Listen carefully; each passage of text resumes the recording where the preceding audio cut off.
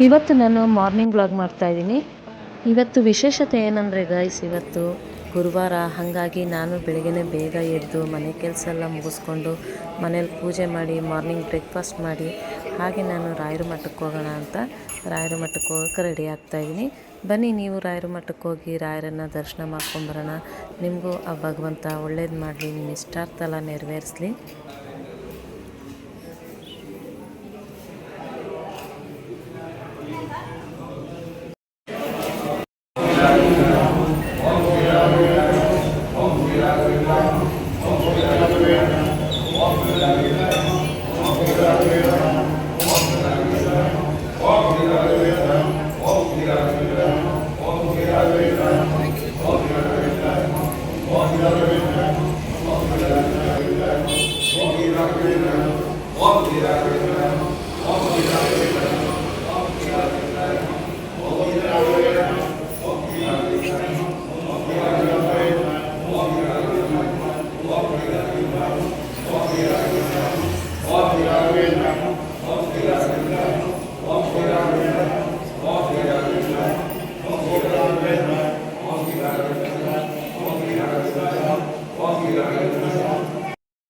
Hi guys, ಎಲ್ಲರೂ ಹೇಗಿದ್ದೀರಾ? ಎಲ್ಲರೂ ಚೆನ್ನಾಗಿದ್ದೀರಾ ಅಂತ ಅಂದ್ಕೊಂಡಿದ್ದೀನಿ. ನಾನು ಕೂಡ ತುಂಬಾ ಚೆನ್ನಾಗಿದ್ದೀನಿ. Welcome back to my channel Gayatri lifestyle Kannada. ನಾನಿವತ್ತು ಮಾರ್ಕೆಟ್ಗೆ ಹೋಗಿದ್ದೆ. ಮಾರ್ಕೆಟಲ್ಲಿ ಸ್ವಲ್ಪ ತರಕಾರಿಗಳೆಲ್ಲ ಖಾಲಿಯಾಗಿತ್ತು, ಹಾಗಾಗಿ ತರಕಾರಿಗಳು ತೊಗೊಂಬರೋಣ ಅಂತ ಅಂದ್ಬಿಟ್ಟು ನಾನು ಮಾರ್ಕೆಟ್ಗೆ ಹೊರಟಿದ್ದೆ. ಅಲ್ಲಿ ಮಾರ್ಕೆಟಲ್ಲಿ ಹಂಗೆ ನನಗೆ ಏನೇನು ಬೇಕೋ ಎಲ್ಲ ತರಕಾರಿಗಳನ್ನ ತೊಗೊಂಡು ಮನೆಗೆ ಹೋಗ್ತಾಯಿದ್ದೀನಿ. ನೋಡಿ, ಇದು ಬದನೆಕಾಯಿ ತುಂಬ ಚೆನ್ನಾಗಿರುತ್ತೆ, ಪಲ್ಯಕ್ಕೆ ಎಲ್ಲ ತುಂಬ ಚೆನ್ನಾಗಿರುತ್ತೆ. ಅದಕ್ಕೆ ಇದೊಂದು ಅಲ್ಲಿ ಗುಡ್ಡೆ ಥರನೇ ಇರ್ತಾರೆ ನೋಡಿ, ಹೀಗೆ ತರಕಾರಿಗಳನ್ನ ಗುಡ್ಡೆ ಟೈಪ್ ಇರ್ತಾರೆ. ಇದು ಕೋಸು ಒಂದು 20 ರೂಪಾಯಿ, 10 ರೂಪಾಯಿದು ಇದೆ. ಆ ಕಡೆ ಇರೋದು 10 ರೂಪಾಯಿ, ಈ ಕಡೆ ಇರೋದು 20 ರೂಪಾಯಿ. ಸರಿ, ಹಾಗೆ ನಾವು ತರಕಾರಿ ಎಲ್ಲ ತೊಗೊಂಡು ನಾವು ಹಾಗೆ ಮನೆಗೆ ಹೊರಟ್ವಿ. ಇನ್ನೊಂದು ಫ್ರೆಂಡ್ಸ್, ನಿಮ್ಮ ಮಾರ್ಕೆಟ್ ಅಂದ್ರೇ ಗೊತ್ತಲ್ಲ, ತುಂಬಾ ರಶ್ಶು, ಕಾಲಿಡೋಕ್ಕೂ ಜಾಗ ಇರಲ್ಲ. ಅಷ್ಟು ಆ ತರಕಾರಿ ಮಳಿಗೆಗೆ ಹೋಗ್ಬಿಟ್ರಂತೂ ಇದ್ದಿದ್ದು ರಶ್ ಇರುತ್ತೆ. ಯಾಕಂದರೆ ಎಲ್ಲ ತರಕಾರಿಗಳಿಗೆ ಹೋಲ್ಸೇಲಾಗಿ ಕೊಡ್ತಾಯಿರ್ತಾರೆ ಅಂಗಡಿ ಇಟ್ಟಿರೋರು, ಮತ್ತು ಪ್ರತಿಯೊಬ್ಬರು ಬಂದಿಲ್ಲಿ ತರಕಾರಿಗಳನ್ನ ತೊಗೊಂಡು ಹೋಗ್ತಾರೆ. ಆದರೆ ಸಾಯಂಕಾಲದ ಹೊತ್ತಂತೂ ತುಂಬಾ ರಶ್ ಇರುತ್ತೆ. ಮಧ್ಯಾಹ್ನ ಒಂದು ಸ್ವಲ್ಪ ಪರವಾಗಿಲ್ಲ, ಸ್ವಲ್ಪ ರಶ್ ಕಡಿಮೆ ಇರುತ್ತೆ. ಆದರೆ ಬೆಳಿಗ್ಗೆಲ್ಲ ತುಂಬಾ ರಶ್ ಇರುತ್ತೆ, ಸಂಜೆನೂ ರಶ್ಶು. ಬೆಳಗ್ಗೆ 4 ಗಂಟೆಯಿಂದನೇ ಮಾರ್ಕೆಟು ತರಕಾರಿಗಳೆಲ್ಲ ತೊಗೊಳಕ್ಕೆ ಬರ್ತಾಯಿರ್ತಾರೆ ಜನ. ಹಾಗಾಗಿ ನಾವು ಹೋಗೆಲ್ಲ ತೊಗೊಂಡು ಆಗಲೇ ಮನೆಗೆ ಹೋಗೋಣ ಅಂತ ಮನೆಗೆ ಹೋಗ್ತಾಯಿದ್ದೀವಿ. ಪುಟ್ಟಣ್ಣ ಚೆಟ್ಟಿ ಪುರಭವನ ಇದು.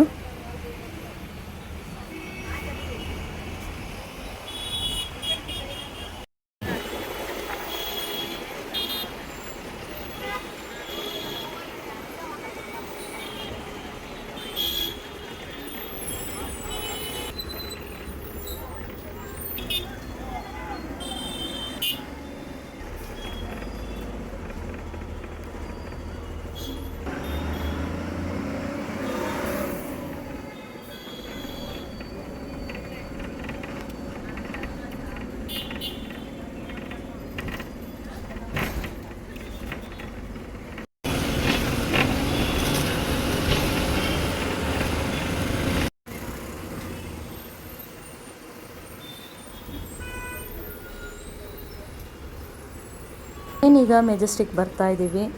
ನೋಡಿ ಫ್ರೆಂಡ್ಸ್, ಇದು ಅಲಂಕಾರ್ ಪ್ಲಾಜಾ. ಇಲ್ಲೂ ಅಷ್ಟೇ ಕಡಿಮೆಗೆ ಸಿಗುತ್ತೆ. ನಾವು ಎಲ್ಲ ಬಟ್ಟೆಗಳು ಇಲ್ಲೂ ಸಿಗುತ್ತೆ. ಇಲ್ಲಿ ಒಳಗಡೆ ಹೋದರೆ ನಮಗೆ ಯಾವ ರೀತಿ ಬಟ್ಟೆ ಬೇಕು ಎಲ್ಲ ಪ್ರತಿಯೊಂದು ಸಿಗುತ್ತೆ. ಸ್ವಲ್ಪ ಕಡಿಮೆ ರೇಟ್ ಇರುತ್ತೆ.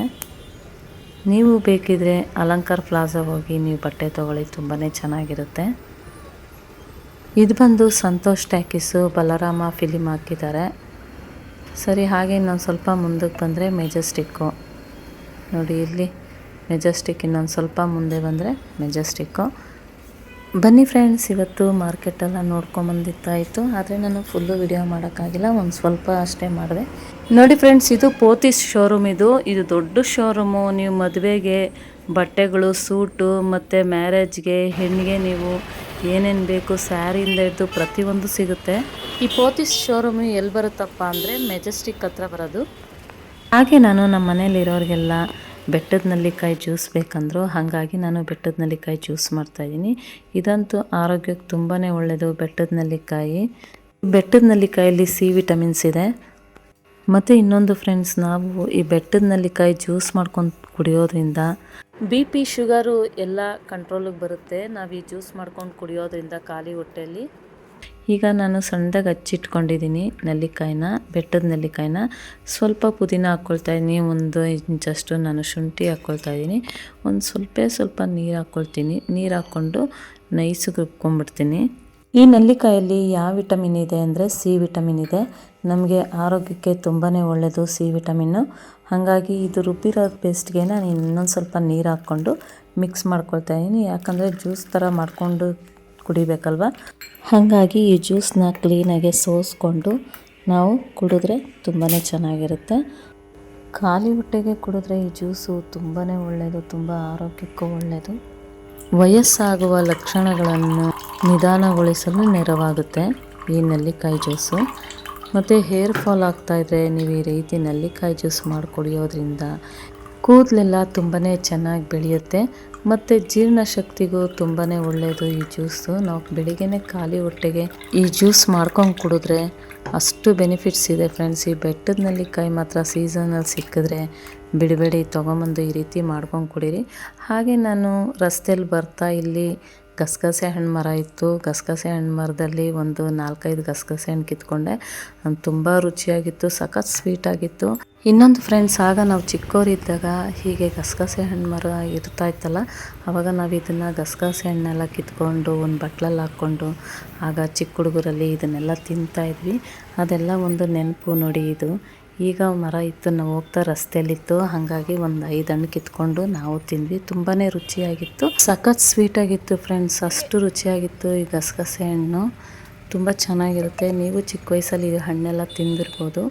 ನನಗಂತೂ ತುಂಬಾ ಇಷ್ಟ ಆಯಿತು ಈ ಹಣ್ಣು. ನಾವು ತಿಂತಾ ಇದ್ರೆ ಚಿಕ್ಕ ವಯಸ್ಸಲ್ಲಿ ತಿಂದಿರೋ ಜ್ಞಾಪಕ ಬರುತ್ತೆ. ಬನ್ನಿ ಫ್ರೆಂಡ್ಸ್, ಈಗ ಬೆಳಗ್ಗೆ ಬ್ರೇಕ್ಫಾಸ್ಟ್ಗೆ ಏನು ಮಾಡೋದು ಅಂತ ನೋಡೋಣ ಬನ್ನಿ. ನಾನಿವತ್ತು ಬಿಸಿಯಾದ ಖಾರ ಪೊಂಗಲ್ ಮಾಡ್ತಾಯಿದ್ದೀನಿ. ಈ ಖಾರ ಪೊಂಗಲ್ ತಿಂತಾಯಿದ್ರೆ ಆಹಾ ಸ್ವರ್ಗ, ಅಷ್ಟು ಚೆನ್ನಾಗಿರುತ್ತೆ. ನೀವು ಈ ರೀತಿ ಟ್ರೈ ಮಾಡಿ, ತುಂಬಾ ರುಚಿಯಾಗಿರುತ್ತೆ, ಸಖತ್ ಟೇಸ್ಟಿಯಾಗಿರುತ್ತೆ. ಹಾಗಿದ್ರೆ ಬನ್ನಿ ನೋಡೋಣ ಖಾರ ಪೊಂಗಲ್ಗೆ ಏನೇನು ಇಂಗ್ರೀಡಿಯೆಂಟ್ಸ್ ಬೇಕಂತ ನೋಡೋಣ ಬನ್ನಿ. ಮೊದಲಿಗೆ ನಾನು ಸ್ಟವ್ ಹಚ್ಕೊಂಡು ಒಂದು ಕುಕ್ಕರ್ ಇಟ್ಕೊಂಡಿದ್ದೀನಿ. ಕುಕ್ಕರ್ ಸ್ವಲ್ಪ ಬಿಸಿ ಆದಮೇಲೆ ನಾನು ಹೆಸರುಬೇಳೆ 1 ಬೌಲ್ ಆಗೋಷ್ಟು ತೊಗೊಂಡಿದ್ದೀನಿ. ನಾವು ಹೆಸರುಬೇಳೆ ಎಷ್ಟು ತೊಗೊಳ್ತೀವೋ ಅಷ್ಟೇ ಅಕ್ಕಿನೂ ತೊಗೊಳ್ಬೇಕಾಗುತ್ತೆ. ಸ್ವಲ್ಪ ಇದು ಕೆಂಪಗಾಗೋವರೆಗೂ ನಾವು ಫ್ರೈ ಮಾಡ್ಕೊಳ್ಳೋಣ.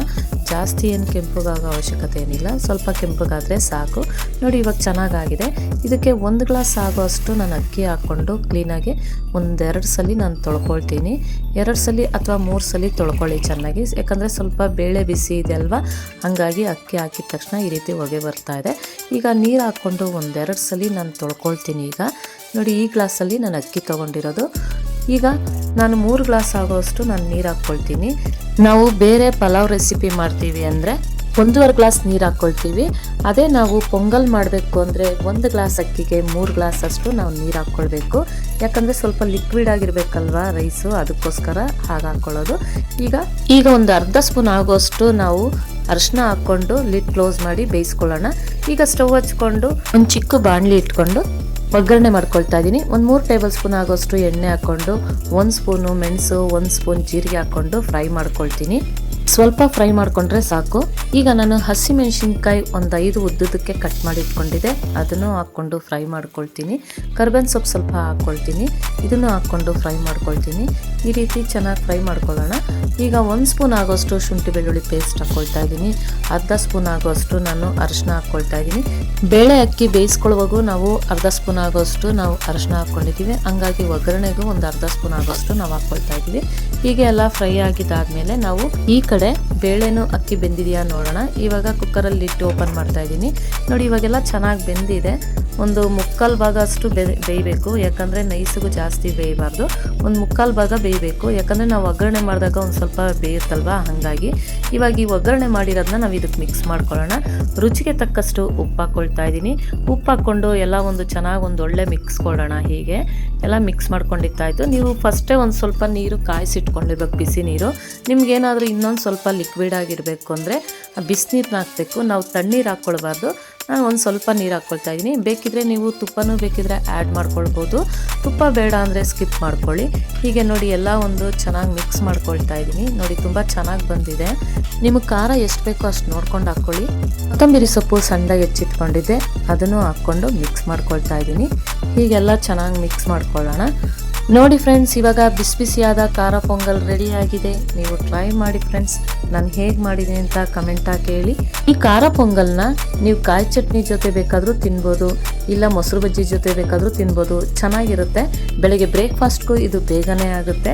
15 ಮಿನಿಟ್ಸಲ್ಲಿ ನೀವು ಈ ಬ್ರೇಕ್ಫಾಸ್ಟ್ನ ಮಾಡ್ಕೊಳ್ಬೋದು. ನನ್ನ ವಿಡಿಯೋ ಇಷ್ಟ ಆದರೆ ಲೈಕ್ ಮಾಡಿ, ಕಮೆಂಟ್ ಮಾಡಿ, ಶೇರ್ ಮಾಡಿ ಮತ್ತು ಸಬ್ಸ್ಕ್ರೈಬ್ ಮಾಡ್ಕೊಂಡು ನೋಡಿ. ನೀವು ಸಬ್ಸ್ಕ್ರೈಬ್ ಮಾಡ್ಕೊಂಡು ನೋಡಿದ್ರೆ ನಾನು ಯಾವುದೇ ಒಂದು ವಿಡಿಯೋ ಹಾಕೋದು ಫಸ್ಟ್ ನೋಟಿಫಿಕೇಶನ್ ನಿಮಗೆ ಬರುತ್ತೆ. ಹೀಗೆ ಸಪೋರ್ಟ್ ಮಾಡ್ತಾ ಇರಿ. Thank you friends.